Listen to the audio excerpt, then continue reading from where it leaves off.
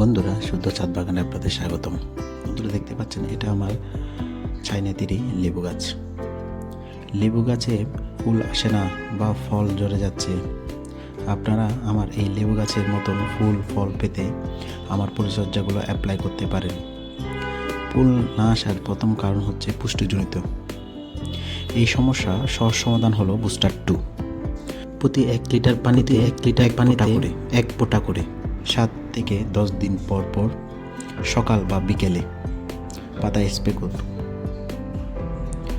আর টবের মাটিতে পটাশিয়াম জাতীয় খাবার দিন। দেখবেন কিছুদিন পর ফুল আসবে বেশি, ফল ঝরা কমবে আর লেবু হবে স্বাস্থ্যবান। ভিডিওটি দেখে ভালো লাগলে লাইক অ্যান্ড শেয়ার দিন। আর এমন টিপস পেতে শুদ্ধ ছাদ বাগান চ্যানেলটি সাবস্ক্রাইব করে আর ফেসবুক পেজটি ফলো করে পাশে থাকুন। ধন্যবাদ।